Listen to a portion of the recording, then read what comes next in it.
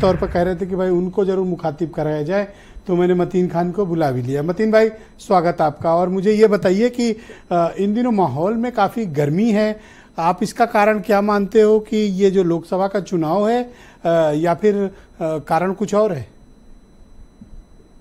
ब्रजेश भाई, ये लोकसभा के चुनाव में खास करके अयोध्या की जो लोकसभा की सीट है वो हारने के सबब इस तरह से ये मामला सामने आए और उसकी वजह से ये इस कदर तिलमिला गए हैं। तो कभी इनको मस्जिद दिखती है, कभी मदरसे दिखते हैं। अभी आप देखिए कि मिर्जापुर में 150 साल पुरानी मस्जिद थी, वहां पे लोग नमाज पढ़ते थे, आपसी सौहार्द बना हुआ था, कोई बात नहीं थी।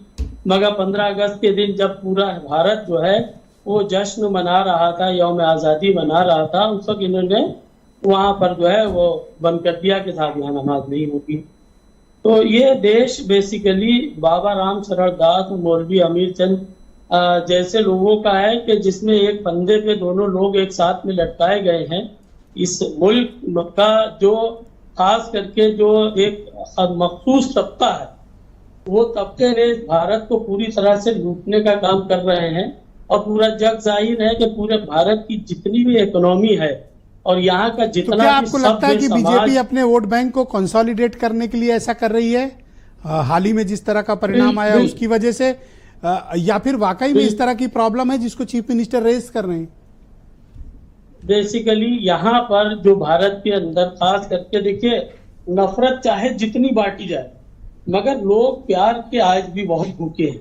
लोग चाहते हैं कि यहाँ पर हम से मुराद हा से हिंदू, माँ से मुसलमान, ये दोनों मिल करके इस देश को जो है चलाए। कोई भी शख्स ये नहीं चाहता है कि तो ये क्या, तो अमरनाथ मिश्रा जी अभी बोल रहे थे, आप कह रहे हैं हाँ से हिंदू, माँ से मुसलमान, और हमारे मिश्रा जी तो कुछ और कह रहे थे, अमरनाथ जी।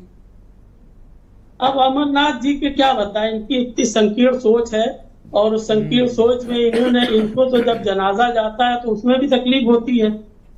अब क्या बताया जाए, ऐसा तो नहीं कहा उन्होंने, ये तो आप जबरदस्ती चिपका रहे हो, ये बात तो नहीं कही जाए। बिल्कुल हमें ऐतराज होगा अगर जनाजा निकलेगा और सड़क घेर लोगे, किसी को निकलने नहीं दोगे तो ऐतराज नहीं करेंगे। ये देखिए, बिल्कुल करेंगे, बिल्कुल है का कानून। आप जनाजा निकालेंगे, सड़क घेर लेके किसी को निकलने नहीं देंगे, हम विरोध भी न करें, आप कुछ भी करते रहे।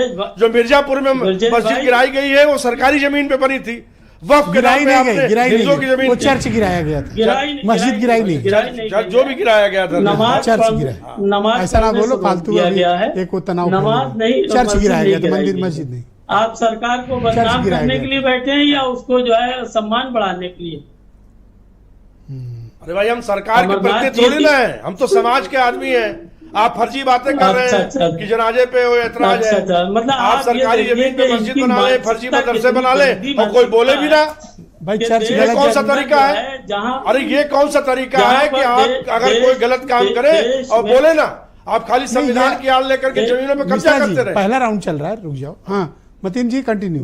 यही तो मैं कह रहा हूँ, इनकी मानसिकता में इतनी गंदगी फैली हुई है कि जिसका समीकरण अभी आपने के सामने इन्होंने जनाजे को लेकर के बातचीत कह दिया कि साहब जनाजा जाएगा। भाई वो अपनी बात कह रहे हैं, आप उसको गंदगी शब्द क्यों दे रहे हैं? ये तो गलत बात कह रहे हैं। हम ये बात कह रहे हैं, विचार होता है, आप गंदगी कैसे कह सकते हैं? इस मुल्क के लिए हमारे जो बड़ों ने जो कुर्बानियां पेश की हैं उसकी मिसाल आपको नहीं मिलेगी।